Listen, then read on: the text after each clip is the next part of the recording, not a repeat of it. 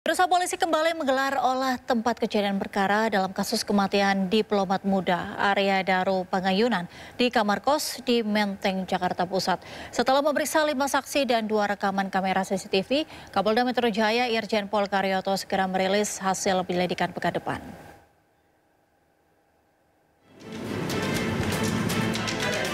Kepolisian kembali menggelar olah tempat kejadian perkara terkait kasus tewasnya diplomat muda dengan wajah terlilit lakban di Indekos Menteng, Jakarta Pusat. Garis polisi pun dibentangkan di pintu gerbang Indekos menandai tengah olah TKP. Sementara petugas Dokpol Inafis hingga Puslapfor Polri tampak sibuk menyelidiki bagian dalam dan luar Indekos. Sebelumnya Kapolda Metro Jaya, Irjen Pol Karyoto memastikan hasil penyelidikan kasus tewasnya diplomat muda Kementerian Luar Negeri Arya Daru Pangayunan akan disampaikan dalam 1 pekan mendatang. Saat ini, penyelidik masih melakukan pemeriksaan terhadap sejumlah alat bukti seperti rekaman CCTV, hasil otopsi, serta unsur digital seperti alat komunikasi dan laptop milik korban. Bukti-bukti yang ada perlu dipelajari oleh forensik, ya. Baik CCTV, kemudian hasil otopsi, dan juga termasuk digital. Digital itu dari laptop dan lain-lain, ya. Mungkin seminggu lagi selesai. Nanti ada kesimpulan. Insya Allah mudah-mudahan seminggu lagi selesai. Adapun korban berinisial ADP ditemukan tewas di kamar kosnya dengan kondisi wajah terlilit lakban pada Selasa 8 Juli lalu. Pihak kepolisian pun masih melakukan pendalaman untuk mengetahui penyebab kematian sang diplomat muda tersebut. Dari Jakarta, Tim Liputan iNews melaporkan. Setelah rekaman kamera CCTV, penjaga kos membongkar paksa jendela kamar kos diplomat muda Arya Daru Pangayunan. Kini rekaman kamera CCTV menunjukkan detik-detik aktivitas korban di areal kos sebelum ditemukan tewas. Kabar terbaru yang dimiliki tim iNews menunjukkan Arya Daru Pangayunan, seorang diplomat muda Kementerian Luar Negeri, masuk ke dalam kamar kosnya pada pukul 23.23 waktu Indonesia Barat pada Senin malam 7 Juli 2025 lalu. Tak ada gerak-gerik aneh atau mencurigakan dari Arya saat berjalan memasuki kamar. Pada pukul 23.34 waktu Indonesia Barat, korban terlihat membuang sampah dan masuk kembali ke kamar kos. Namun pada keesokan paginya, Arya ditemukan telah meregang nyawa terbaring di dalam kamar. Saat ditemukan, pria asal Yogyakarta itu dalam kondisi terlentang dengan kedua kaki terlipat dan kepala terlilit lakban. Hingga kini polisi masih melakukan penyelidikan mendalam dengan memeriksa 5 orang saksi dan 2 kamera CCTV guna mengungkap misteri tewasnya korban.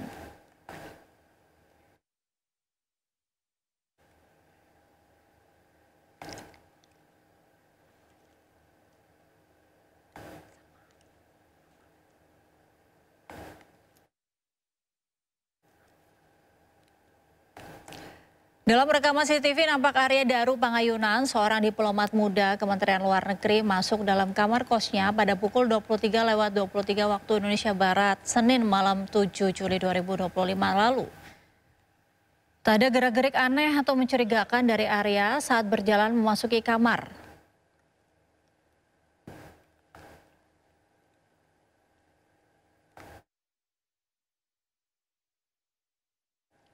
Kementerian Luar Negeri menyampaikan duka mendalam atas meninggalnya Arya Daru Pangayunan. Kemlu menyerahkan proses penyelidikan penyebab kematian Arya kepada polisi.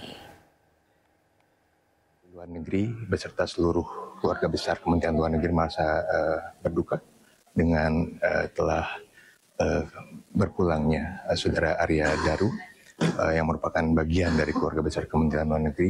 Dalam beberapa kesempatan terpisah, Bapak Menteri Luar Negeri sudah melakukan outreach kepada pihak keluarga untuk menyampaikan bela sungkawa ini, dan juga secara kedinasan kami dari Kementerian Luar Negeri terus melakukan hal-hal yang sekiranya dimungkinkan untuk membantu pihak keluarga, terutama dalam keadaan sulit saat ini.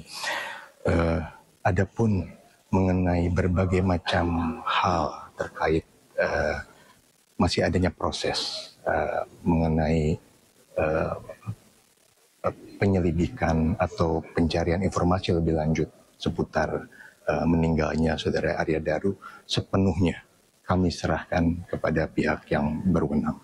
Dan dalam hal ini tentunya kami akan terus memberikan dukungan yang dimungkinkan kepada pihak keluarga.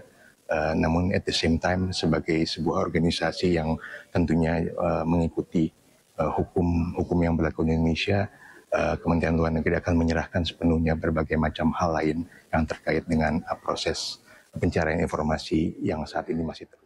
Kita beralih ke informasi lainnya, Dr. Tifa memenuhi undangan klarifikasi dari Polda Metro Jaya terkait tudingan ijazah palsu Presiden ke-7 Indonesia Joko Widodo. Tifauzia Tiasuma alias Dr. Tifa hadir sebagai terlapor dalam kasus dugaan fitnah terkait tuduhan ijazah palsu Jokowi. Dr. Tifa mengaku dicecar 68 pertanyaan, namun Dr. Tifa tidak menjawab semua pertanyaan karena penyelidik tidak bisa memperlihatkan fisik ijazah Jokowi. Dr. Tifa juga mempertanyakan keabsahan para pelapor. Ya kan seperti perkataan saya pertama kali. Sekarang itu bukan Pak Joko Widodo yang ini ya, yang hari ini itu laporan dari 5 pihak yang kita juga nggak tahu jati dirinya ya. Jadi kalau saya sih bicara begini, bukan soal legal standing apa, tapi keberadaannya, keabsahannya sebagai pelapor itu kan juga perlu diklarifikasi. Mereka siapa, punya kapasitas apa, ya kan? Kan ini kan seakan-akan seperti menerima laporan dari sosok yang tidak ketahuan jati dirinya siapa kan, ya kan? Makhluk yang misterius, manusia misterius lah begitu. Kita nggak bilang, ya itu kan harus klarifikasi dulu kan. Artinya saya tuh sebenarnya kepengennya satu, ijazah aslinya ada, oke, kita akan melangsungkan klarifikasi ini. Kedua, orang-orang ini mana, siapa mereka, kan saya mau tanya dulu itu. Tadi disampaikan nggak Bu? Nggak disampaikan, kan keabsahan mereka itu apa? Pemirsa, laporan Presiden ke-7 Joko Widodo terkait dugaan pencemaran nama baik di Polda Metro Jaya naik ke tahap penyidikan. Penyidik menemukan unsur pidana terhadap tudingan ijazah palsu yang dilontarkan oleh Roy Suryo CS. Hal itu berdasarkan gelar perkara yang dilakukan oleh penyelidik Polda Metro Jaya pada hari Kamis kemarin. Selain laporan yang dilayangkan oleh Jokowi, Polda Metro Jaya juga menangani laporan lain dan 3 diantaranya juga telah naik ke tahap penyidikan. Polisi telah mengantongi sejumlah bukti yang diberikan oleh Jokowi dan kuasa hukumnya. Dalam kasus ini, polisi juga telah meminta keterangan sejumlah pihak, diantaranya Roy Suryo, Dr. Tifa, Rizwan Syadipar, Dian Sandi hingga ajudan Jokowi.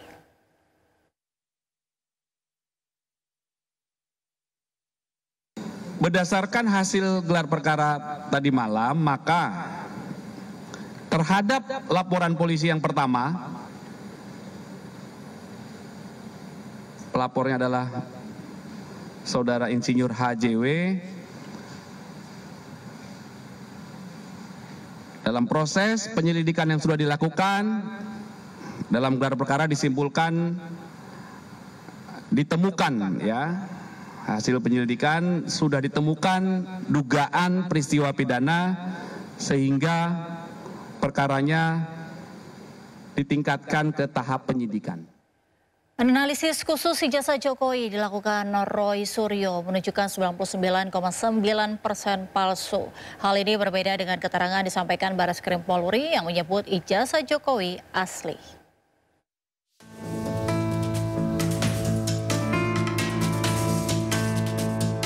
Gelar perkara khusus ijazah Jokowi telah selesai dilaksanakan.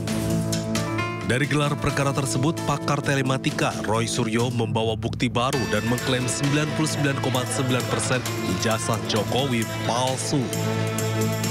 Pada hasil uji error level analisis atau ELA menghasilkan ijazah Jokowi menunjukkan error pada logo dan pas foto. Selain itu, hasil face comparison menghasilkan pas foto di ijazah tidak cocok dengan foto Jokowi sekarang. Hasil face comparison menghasilkan pas foto ijazah Jokowi match atau cocok dengan foto Dumatno Budi Utomo. Kemudian ijazah pembanding nomor 1115 Fronojiwo, nomor 1116 almarhum Hari Mulyono, dan 1117 Sri Murtiningsih semuanya identik. Namun tidak dengan milik Jokowi. Di halaman pengesahan ijazah tertulis nama Profesor Ahmad Sumitro di November 1985. Menurut Roy, Ahmad Sumitro tahun 1985 masih bergelar doktor belum profesor. Selain itu, Roy menyebut tidak ada lembar pengujian dalam skripsi Jokowi. Menanggapi hal ini, pengacara Jokowi menyebut hasil analisis Roy Suryo ini berbeda dengan analisis Puslapor Polri yang melihat ijazah asli Jokowi. Bareskrim sudah clear yang diperiksa adalah ijazah asli, analog. Jadi kalau pemaparannya yang ditunjukkan pada saat press release itu ada fotokopi, ya itu kan berbeda. Yang diperiksa kan yang penting. Ya itu yang paling penting. Jadi jangan sampai seakan-akan Bareskrim tidak pernah memeriksa, itu tidak benar. Bareskrim sudah memeriksa ijazah aslinya. Pada Mei lalu, Bareskrim Polri memutuskan ijazah Jokowi asli. Keaslian itu dibuktikan dari uji hasil laboratorium forensik dengan membandingkan ijazah Jokowi dengan teman kuliahnya. Pemirsa, Majelis Hakim Pengadilan Negeri Surakarta menggugurkan gugatan perdata terkait perkara ijazah Jokowi yang diajukan penggugat. Majelis Hakim bersikeras tidak memiliki kewenangan mengadili gugatan perdata keabsahan ijazah Presiden ke-7 RI tersebut. Majelis Hakim Pengadilan Negeri Surakarta memutuskan tidak berwenang mengadili gugatan perdata terkait keabsahan ijazah Joko Widodo. Putusan tersebut tertuang dalam amar putusan perkara nomor 99. Majelis Hakim juga menghukum penggugat membayar biaya kompensasi perkara sebesar Rp506.000.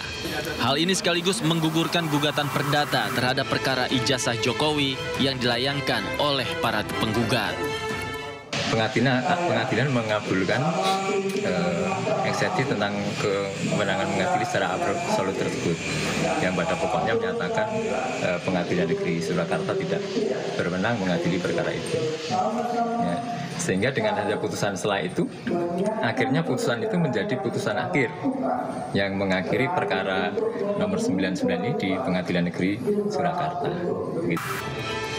Di sisi lain, putusan Majelis Hakim sesuai dengan eksepsi yang dilayangkan oleh para tergugat.